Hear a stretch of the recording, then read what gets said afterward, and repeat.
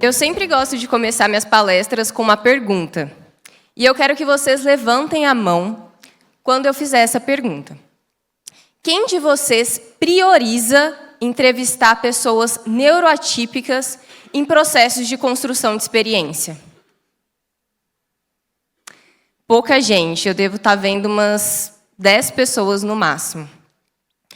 Pessoal, só no Brasil, nós contamos com 2 milhões de pessoas que têm TDAH.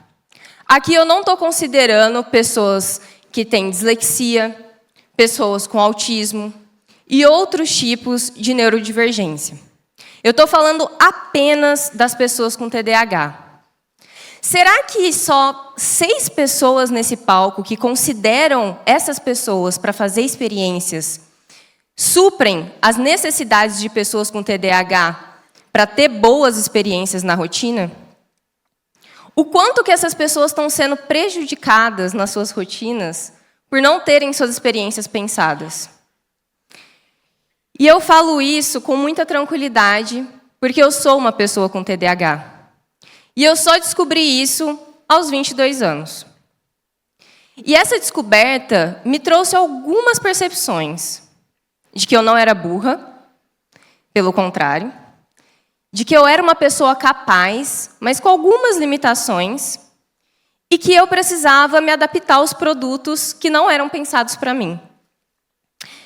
Agora que eu já chamei a atenção de vocês, eu posso me apresentar.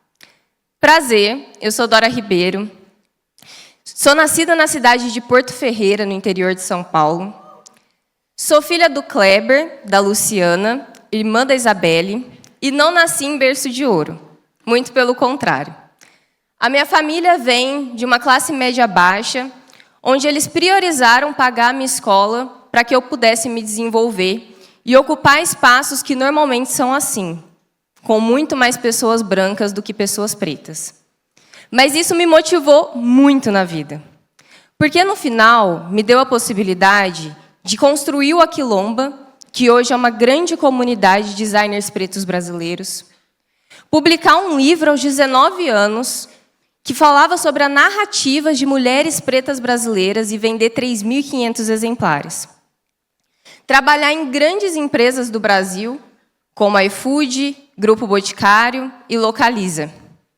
E hoje estar aqui com vocês, compartilhando a minha experiência e de outras pessoas, como pessoa neuroatípica e negra no mercado de tecnologia.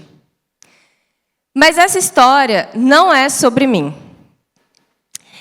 Essa história é sobre pessoas.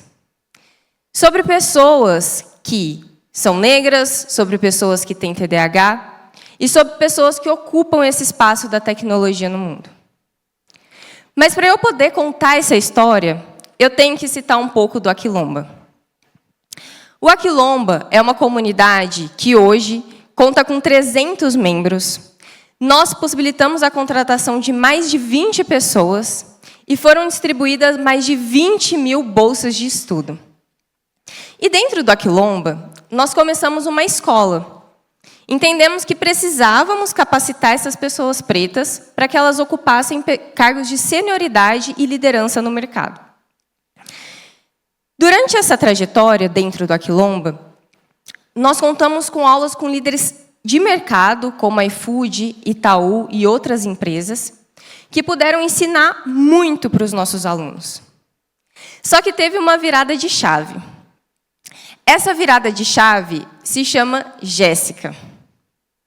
A Jéssica também é uma mulher preta, que ocupou o espaço de aluno dentro da escola. E a Jéssica, ela era muito determinada. Todas as aulas ela queria estar lá. Ela fazia perguntas, ela questionava, ela criticava, inclusive, os professores, às vezes. Será que essa metodologia realmente é isso? E eu adorava ver a Jéssica participando das aulas. Só que, do nada, ela sumiu. E eu me questionei, cara, onde que a Jéssica está? Por que ela não está vindo mais nas aulas? E um dia, ela me perguntou, Dora, você dá mentorias? Isso me assustou, gente. Eu fui pega de surpresa e me questionei, cara, será que a Jéssica não está gostando das aulas? será que está tendo algum problema? E a gente marcou um café. E isso, para mim, foi uma virada de chave. Porque a partir do momento que a Jéssica me chamou e disse: Dora, eu sou uma pessoa com TDAH. E eu descobri isso há pouco tempo. Nas aulas, parece que eu não consigo absorver. Me sinto burra. Automaticamente, eu voltei no ensino médio. Eu lembrei das vezes que eu me senti muito burra. E eu precisava estudar em casa. Eu não ia na aula, eu faltava. Eu preferia estudar sozinha, porque eu não conseguia acompanhar o que o professor falava. Às vezes, eu virava para o meu amigo e parecia que ele estava entendendo tudo e eu não estava entendendo nada. Como era possível? E eu olhei para a Jéssica e me vi. Como em um lugar que eu mesma projetei experiência, eu estou fazendo com que as pessoas não se sintam inteligentes e capazes. Eu quero lembrar para vocês que TDAH não é falta de esforço, apesar de eu ver muita gente falando sobre isso no mercado. TDAH é hiperatividade, é desatenção, é impulsividade. Provavelmente o meu slide está assim, porque eu errei alguma coisa por desatenção, inclusive. Mas o grande ponto aqui é que eu sou muito capaz de falar o que eu estou falando. Que tudo que eu estou trazendo para vocês é baseado em muita coisa que eu vivi, que a Jéssica viveu. Só que ela não se sentia capaz no espaço que a gente criou. Dentro da sala de aula, infelizmente, os estigmas do TDAH se reforçam. São aulas longas, poucos estímulos visuais, vídeos que faltam e às vezes tem 30, 60 minutos. O que eu realmente quero aprender com isso? Excesso de teoria e pouca prática. E nesse dia eu aprendi com a Jéssica. Eu entendi que eu não podia mais projetar experiências de aprendizado, seja no Aquilombo ou qualquer outro espaço, que não considerasse essas pessoas. E eu espero que vocês, depois dessa palestra, também considerem isso e mais mãos se levantem aqui. Que não seja só as pessoas que têm TDAH ou outro tipo de neurotipicidade que levantem a mão nesses espaços. Que a gente, de fato, aprenda como ajudar as pessoas e como considerar ela dentro dessas experiências. E foi aí que eu conheci o DUA. O DUA é o Design Universal de Aprendizado. Ele basicamente incentiva a variedade. Por que não um vídeo, uma facilitação, uma conversa individual, um jogo, até mesmo para motivar a competitividade entre os participantes?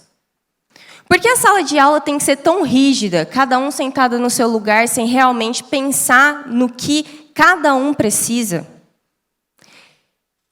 E tem um amigo que pratica muito bem isso, o Duolingo.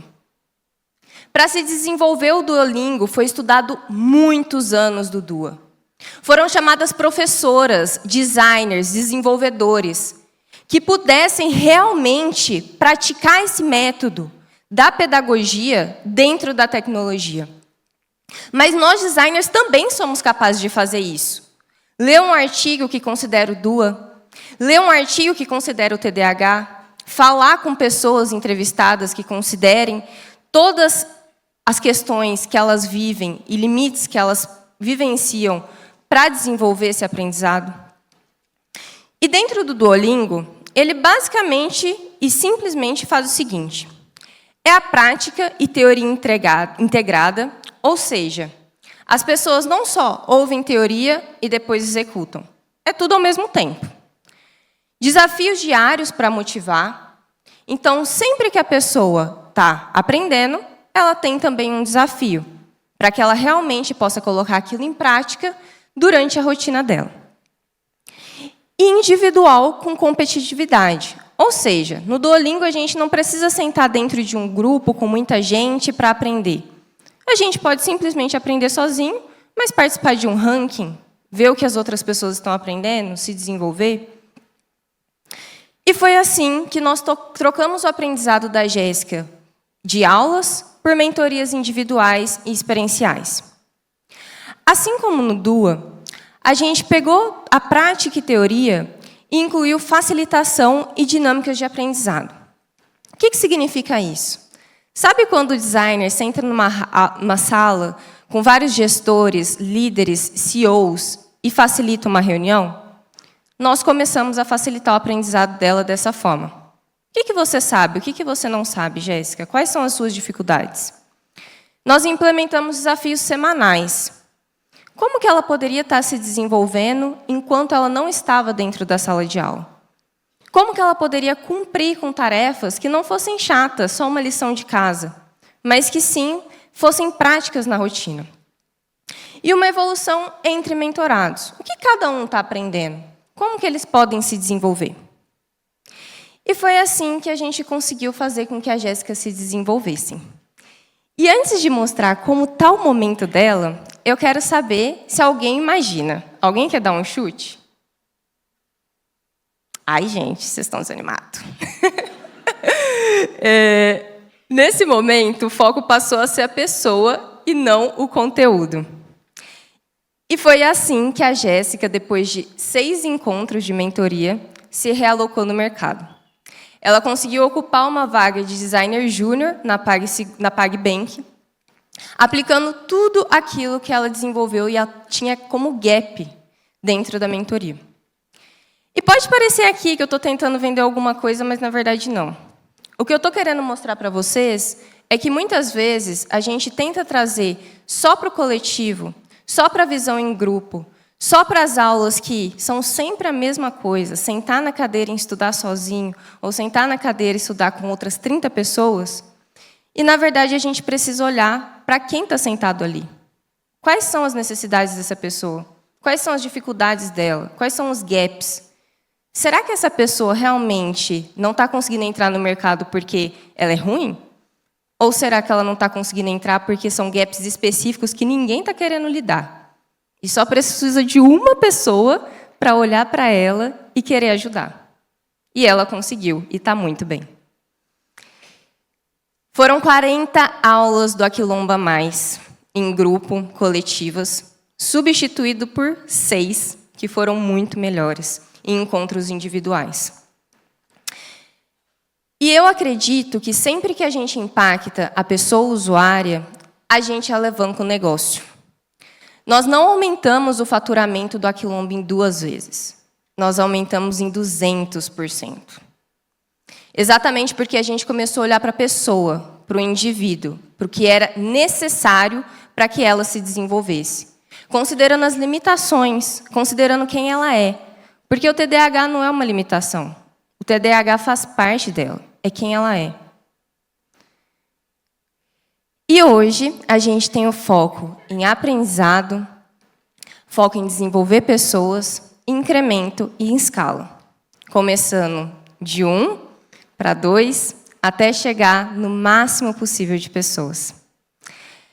E se eu pudesse dar um resumo dessa experiência para vocês, eu passei a acreditar que IAs e robôs incrementam sim, mas que eles não são o centro. Na verdade, o centro são as pessoas. Soluções simples podem ter impactos profundos. E nós, como designers, e eu sei, como uma pro designer há 9 anos no mercado, que no final das contas a gente tenta projetar a melhor solução mais incrível possível da face da Terra. Mas às vezes nem precisa disso. É só a gente olhar para as pessoas que estão do lado, as soluções que já existem e pensar como que a gente pode inovar para cumprir com as necessidades dessa pessoa. Imersão acessível e simples gera resultado. Quando eu comecei a sentar com a Jéssica individualmente, eu me perguntei, nossa, será que a Jéssica não merece muito mais que isso? Uma aula mais potente, uma aula com uma grande escola, com muita gente participando, com grandes professores. Eu queria colocar tudo o que eu pudesse para ela dentro daquela sala. Mas no momento que eu podia oferecer o meu conhecimento e a minha troca e o meu aprendizado a partir do DUA. E foi o suficiente para ela alcançar a PagBank. E inclusão transforma vidas, uma de cada vez. Galera, às vezes a gente pensa em escala, porque a gente está em grandes empresas e eu acredito que é a condição da maioria das pessoas aqui.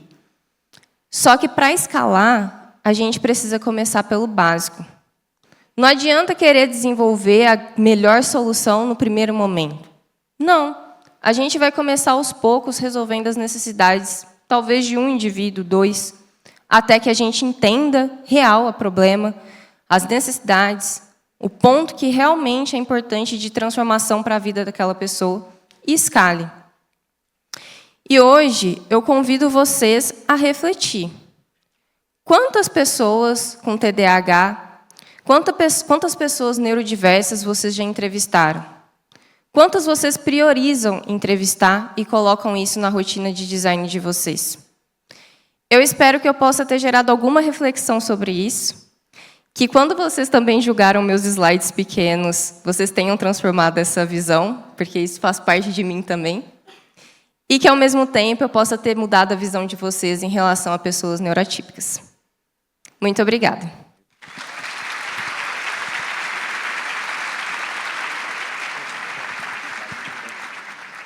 Vamos lá, vamos para a parte gostosa. Quem tem pergunta aí para se juntar com a gente? Opa, já tem ali.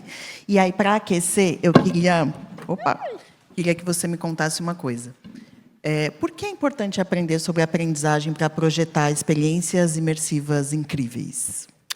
Eu acho que é super importante para a gente não ficar no básico, né? Muitas vezes o designer ele tem uma capacidade muito grande com ferramentas, com metodologias, com processos, mas nem sempre a gente pensa no primeiro passo, que é entender sobre a aprendizagem, sobre a pedagogia, sobre os métodos que fazem parte desse outro núcleo, né? Dessa outra disciplina.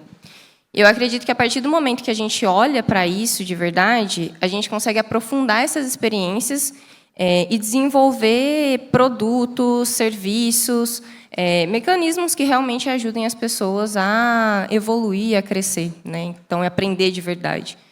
Então, para mim, é isso. A gente sai do básico e consegue atingir um outro nível a partir daquilo que é o primeiro passo. Entender sobre a aprendizagem antes de projetar experiências de aprendizado. Oi, tudo bem? Meu nome é Carolina. Eu sou uma pessoa branca, toda tatuada, com cabelo castanho, com mechas roxas, estou vestida toda de preto.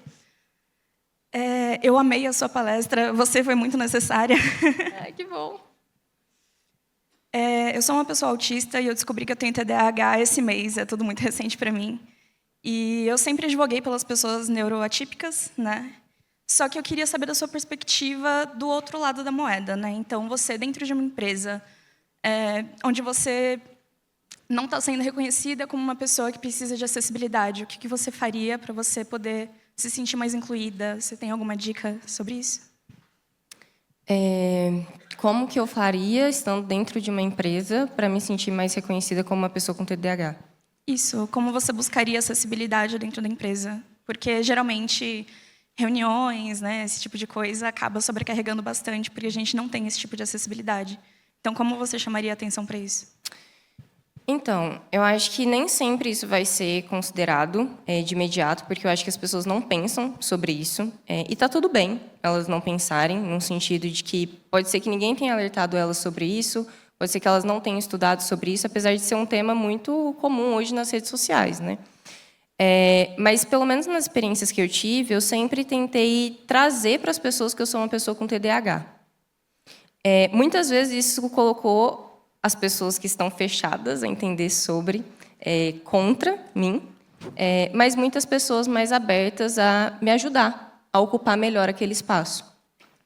Então, vou te dar um exemplo para isso. Uma das lideranças que eu tive, que era uma liderança incrível, ela sabia que eu tinha TDAH e, às vezes, ela percebia que eu não prestava atenção na reunião. Algumas partes eu comia. E ela não tinha problema em repetir isso para mim depois. Mas só porque ela sabia que eu tinha TDAH. Talvez, se ela não soubesse, ela ficaria incomodada, traria isso como um feedback negativo. Então, eu acho que, para mim, hoje, o primeiro passo é deixar isso transparente. Porque vão ter pessoas, e muitas pessoas, que vão aceitar isso muito bem e tentar apoiar, e outras que não. E, ao mesmo tempo, tentar usar das tecnologias para isso. O quanto que a gente consegue usar as transcrições para ajudar a gente durante as reuniões, por exemplo. O quanto que a gente consegue anotar tudo que está sendo falado ao máximo para tentar não perder. Então, eu acho que é um trabalho duplo, tanto da corporação em entender e saber disso. E hoje eu acho que elas deveriam, inclusive, se aprofundar em realmente receber o diagnóstico da pessoa, o gestor analisar isso, para poder ajudar a pessoa ao máximo. E o trabalho reverso, que é a pessoa dar visibilidade, porque eu acho que às vezes falta e às vezes a gente tem medo, né, pelo julgamento e pelo o quanto às vezes vão ser criados joguinhos em relação ao que a gente tem. Mas hoje eu entendo que eu quero ocupar os lugares que entendem e não os lugares que me excluem. E acho que é um pouco disso. Respondi essa pergunta? Sim, responde sim. Eu queria só fazer um comentário bem rápido, se eu puder. Desculpa. Eu gostei muito que os slides tinham um spoiler. Eu acho que isso não foi intencional, mas saber o que ia acontecer me ajuda a focar. Obrigada. Obrigada. Oi, boa tarde. Meu nome é Juliana, eu sou uma pessoa baixinha, estou com uma camiseta de manga longa marrom, uma calça jeans preta e um all-star. Eu trabalho no ambiente educacional, é uma faculdade de grande porte, tem milhares de alunos, e eu gosto muito desse tema sobre neurodivergência, como trazer a atenção do aluno para um conteúdo que às vezes é muito extenso, muito texto, realmente tira toda a atenção. E eu queria saber de você como seria uma solução, por exemplo, para uma faculdade que é de grande porte, tem milhares de alunos, é muito difícil pensar em uma experiência única, pegar um aluno e falar, vamos pegar sua mão e conseguir aplicar isso em grande escala. Gostaria de saber de você como fazer isso em uma escala muito grande, assim, para milhares de alunos. Eu nunca estive nesse cenário, mas pensando em algumas possíveis soluções, eu acredito que dentro da sala de aula, até aplicando DUA, a gente poderia dividir essas pessoas em grupos para conversar. Então, acho que isso já ajuda muito, porque o que o outro entendeu, ele pode passar para a pessoa que às vezes não está entendendo. Uma outra coisa que é super legal é que a mentoria, apesar dela ser individual, ela é algo que pode ser escalado. Por exemplo, um aluno que está num nível mais sênior, um aluno que já passou pelo curso, pode ser um mentor da pessoa que está dentro da sala de aula. E pode apoiar ela, por exemplo, por WhatsApp, dentro da sala, com uma conversa depois da aula também. Então, quanto que a gente consegue aproveitar essa rede de alunos que existem dentro da sala de aula de grandes universidades para eles se apoiarem também, e não necessariamente depender só do professor. E uma outra coisa que eu acho que é bem legal, que até a PM3 faz, se eu não me engano, que é conseguir utilizar pessoas que já passaram pela PM3 para apoiar individualmente esses alunos. Então, não necessariamente só as pessoas com TDAH, mas pessoas que estão ali com a necessidade de reforço, né? E, por fim, hoje a gente tem muito uso também de inteligência artificial que pode ajudar nisso, né? O quanto que a gente consegue treinar essas inteligências, desenvolver essas inteligências para estar ali dentro do WhatsApp, ajudando esses alunos, criar estratégias de gamificação, construir vídeos que sejam mais curtos. Por exemplo, será que a gente consegue colocar todo o conteúdo de uma aula em 2 minutos? Super resumido? Exatamente para a pessoa conseguir ter uma fixação melhor. E eu não sei se... Acredito que sim. Todo mundo já deve ter visto aquelas estratégias de mapas mentais que a gente desenha também, que são desenhados, ilustrados. Isso também facilita muito o aprendizado. Porque, apesar da nossa memorização não ser direcionada ao texto, ela é muito direcionada à imagem também, para as pessoas com TDAH, no caso. E assim, quando a gente desenha, a gente consegue fazer com que essa pessoa conecte elementos com o aprendizado que não sejam só necessariamente textuais, né? Ou só o momento onde o professor está falando algo que ela pode ter perdido. Então, quanto que a gente consegue trazer essa parte mais ilustrada, essa parte mais gráfica, para dentro das salas e também no pós, né? Então, acho que essas seriam as ideias que eu tenho, mas eu nunca trabalhei em uma grande universidade. Eu já trabalhei com escala de educação, eu posso trazer uma contribuição. Isso serve para qualquer espaço organizacional, tá, gente? Quando a gente quer pensar em uma solução que seja acessível ao maior número de pessoas, a gente precisa mapear quais são as barreiras que a gente quer reduzir ou eliminar. São barreiras de qual aspecto? Visual, auditivo, sensorial, físico, qual é? E, a partir dessa identificação de barreiras, você vai entender qual estratégia você vai adotar. Então, você vai combinar estratégias com base nas barreiras.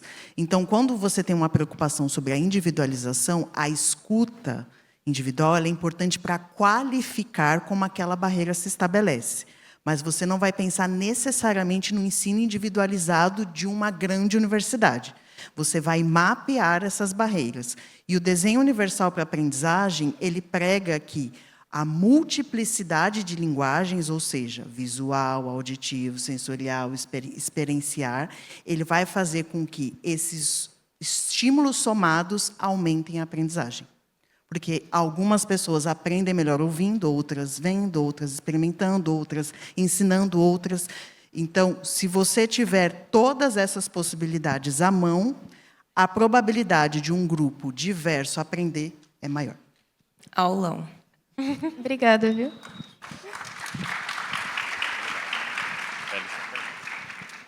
Boa tarde, meu nome é Andréa. Eu sou uma pessoa branca com cabelo médio preto. Estou vestindo uma blusa azul escura e uma calça cinza. E aí a minha pergunta para você é que me chamou bastante atenção quando você falou de mudar os métodos de ensino para tornar as aulas mais práticas. Você teria alguma referência sobre isso, alguma dica que possa ajudar as pessoas que trabalham nessa área de educação para implementar isso? Como eu vou fazer? Porque, igual como você disse, né, existe o visual, o auditivo, etc., né? Mas o como? Né? Eu acho que falta as pessoas entenderem essa referência do como é que se aplica isso. Se você teria alguma coisa para indicar. Sim. No meu caso, com a Jéssica e agora com as outras pessoas mentoradas, a gente tem utilizado muito das ferramentas que a gente, como designer, aprende ali no Design Thinking também, relacionadas à facilitação de dinâmica, relacionada a dividir o aprendizado das pessoas em frames, em grupos, que é algo que, inclusive, o próprio DUA oferece também, mas que a gente adaptou isso para o nosso cenário. O próprio aprendizado em vídeo. Como que a gente consegue, por exemplo, trazer vídeos mais curtos para que essa pessoa aprenda? E, ao mesmo tempo, do outro lado, te dando um exemplo, a Jéssica ela tinha dificuldade de entrar nos espaços e se apresentar. Era uma limitação que ela tinha. E, como estratégia, a gente começou a gravar vídeos. Ou seja, Jéssica, já que você está com essa dificuldade de ir até a entrevista e se apresentar, grava um vídeo para que a gente consiga desenvolver isso melhor. E ela foi se soltando a partir disso. Então, ao mesmo tempo que a gente pode levar para ela essa possibilidade de aprendizado, seja em vídeo, seja em gráfico, seja em imagem, etc., ela também devolver isso, para ela demonstrar como ela está aprendendo e se desenvolvendo. Então, no meu caso, a gente aplicou esse cenário, por exemplo. Um outro caso que a gente aplicou foi da gamificação mais simplificada, né? Porque a gente não tinha uma plataforma. Mas a gente tinha um grupo de pessoas que estavam no mesmo nível. E, nesse grupo, eu comecei a colocar alguns exercícios que eles faziam individual, mas levavam para o grupo para apresentar. Então, ali, ela conseguia mostrar para os outros alunos a aprendizagem dela, o quanto que ela tinha se desenvolvido, e, ao mesmo tempo, colher feedbacks. E aí, a partir dessa coleta de feedbacks, ela conseguia entender, cara, onde que eu posso me desenvolver, onde que eu já estou boa, onde que eu evoluí também, fazendo com que ela se sentisse valorizada, que é algo que dentro da sala de aula, no individual, não acontece tanto. E um terceiro ponto que foi super importante também é a questão do teste, né? Muitas vezes, a gente tem um pouco de medo, e falando como pessoa com TDAH, a gente tem esse medo de testar pelo erro. Vou te dar um exemplo. O quanto que hoje, talvez alguns anos atrás, essa situação dos slides poderia ter me desestabilizado. Por eu pensar, nossa, as pessoas, o que as pessoas vão pensar de mim? Isso acontece muito com pessoas com TDAH, infelizmente. Porque, às vezes, a gente tem erros que são muito comuns, que a gente revisa e que nem sempre a gente vê. Mas, quando a gente começa a exercitar muito isso, a gente consegue analisar mais esses erros, criar estratégias para olhar onde que a gente está errando. E, no caso da Jéssica, esse foi um exemplo que a gente aplicou. Ela sempre chegava nas entrevistas e apresentava o case ali naquela entrevista. E, mesmo ela tendo passado sozinha antes, ela não conseguia ver esses erros. Então, o que a gente fez? Beleza, vamos juntar 2 pessoas da sua confiança para olhar esses slides juntos? E a gente conseguiu olhar vários errinhos, seja de escrita, seja de processos, que ela estava tendo e sozinha ela não conseguia enxergar, por essa questão da desatenção, por essa questão da impulsividade, da rapidez. Então, eu acho que é muito olhar a necessidade de cada um que está ali dentro e entender como que a gente consegue usar coisas simples, recursos simples, que a gente já tem em mãos, para desenvolver uma estratégia de desenvolvimento para cada um. Então, foi um pouquinho disso, minha experiência. Você quer complementar? Temos 2 perguntas que são as finais. Obrigada. São as finais. Então, eu vou precisar da ajuda de vocês e da sua. Eu vou te ajudar a responder as 2 que vão vir diferentes, tá? Tá bom. Eu vou pedir para vocês falarem a pergunta de vocês direto ao ponto e a gente vai ter 5 minutos para responder tudo e finalizar isso aqui com a energia lá em cima, hein? Então, vai. Descrição, autodescrição e a sua pergunta. Meu nome é Ayrton, sou um homem negro que usa óculos, camisa verde, calça bege, tênis marrom. Eu estou muito feliz de ver você aqui. Ai, que Isa. bom. E eu queria lhe perguntar de qual é o ponto de partida para a gente começar a trazer na discussão que a gente tem com os stakeholders, com os PMs, com as pessoas que entregam as demandas para a gente começar a pensar nessas pessoas neurodivergentes, porque a gente sabe que a gente já tem uma barreira com acessibilidade de falar com as pessoas que acabam sendo, muitas das vezes, excluídas na hora de desenvolver um produto. Você trabalha onde, Ayrton? Desculpa. Eu trabalho no Compleasset, que é uma empresa que foi recém-adquirida pela Cynthia, que foi adquirida pela Evertech. Então, a gente é uma fintech. É, fintech. Tá bom. Tá bom. Opa, tudo bem? Eu sou o Vini. Parabéns pela sua palestra. É muito importante a gente trazer esse tema aqui. Obrigada. Eu queria que a gente imaginasse, vamos imaginar que a gente recebeu aí um desafio, né, de criar um onboarding de um produto digital imersivo, né? Por onde que a gente poderia começar os primeiros passos a pensar nessa experiência, utilizando ali como requisito assim primordial o design universal de aprendizagem. Que perguntas somadas incríveis. Vai lá. E eu esqueci de me autodescrever, né? Ai, desculpa, eu sou um homem branco, eu estou vestido de uma camisa branca e uma calça e um casaco verde. Desculpa, gente. Então, a gente vai falar sobre os primeiros passos para tratar essa questão da neurodivergência e fazer um onboarding imersivo. Quais são os primeiros passos para olhar para isso, para as 2 coisas? Tá bom. Para mim, você, pelo menos, quando está projetando o produto, a gente sempre faz teste de usabilidade, a gente faz entrevista, a gente faz desk research.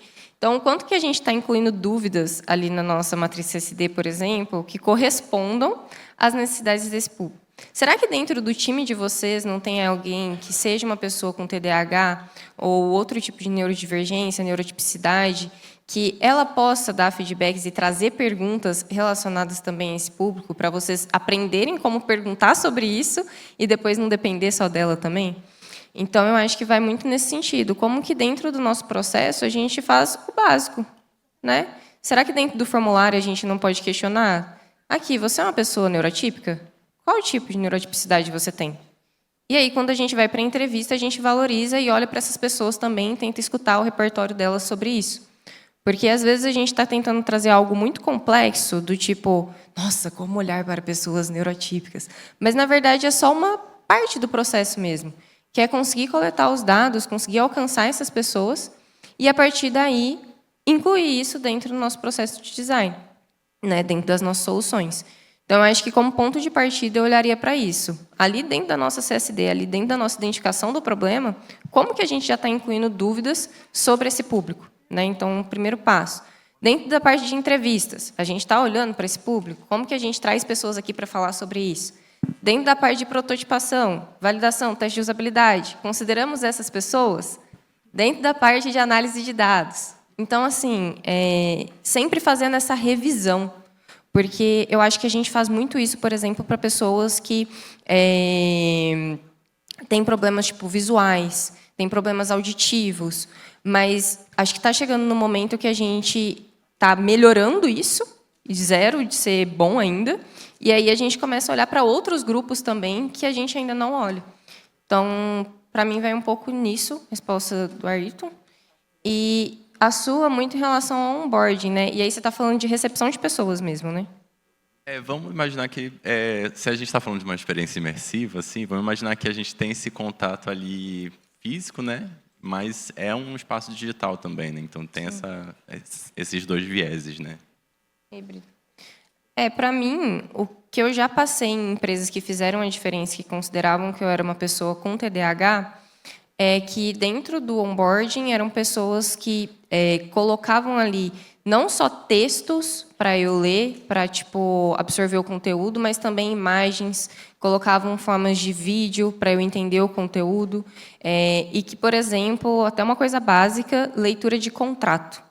Tipo, às vezes tem leituras de contrato que a gente tem que fazer só no visual. Será que não dá para colocar um negócio de áudio para a gente conseguir absorver mais aquele conteúdo e, de fato, ler contrato? Sendo sincera para você, eu não li nenhum contrato de empresa que eu entrei até hoje, porque eu não consigo. Será que nesse detalhe a gente não pode evoluir? Será que dentro das reuniões que a gente faz, que é um dia inteiro de onboarding, não sei se você já passou por isso, a pessoa marca o onboarding das 9 até as 22 horas da noite. Gente, a pessoa com TDAH já perdeu a atenção nos 9 e 10. Dá-lhe reunião, né? Entendeu? Então, assim, segmenta vários dias. Eu acho que é começar por esse básico e fazer uma análise reflexiva de coisas que nem sempre a gente considera importantes. Obrigado. Para complementar aqui e dar uma dica geral para vocês, gente, para memorizar, hein? Quando a gente fala, a gente identifica barreiras, e a Isadora trouxe aqui vários exemplos, a gente está falando aqui em TDAH, que é uma barreira de apreensão de atenção. Ao mesmo tempo, de pessoas que não têm nenhuma condição, a gente também vive num modelo de sociedade de disputa de atenção. Então, a questão da atenção frágil, todos nós temos como usuários, e mesmo as experiências que a gente projeta também vão lidar com isso. Então, mapear esse tipo de barreira vai ajudar vocês a pensarem experiências melhores para todas as pessoas. Então, entender as especificidades vai ajudar a criar experiências plurais, mas não foquem unicamente sobre uma característica, porque até mesmo a Isadora trouxe muitos aspectos da experiência dela com TDAH, mas é uma experiência plural. Então, outras pessoas vão ter outras experiências. Então, mesmo que você tenha alguém no seu time, mesmo que você tenha alguém que tenha essa característica, procure focar na barreira e não na pessoalização da experiência. Combinados? Palmas para a Isadora. Obrigado pelas perguntas.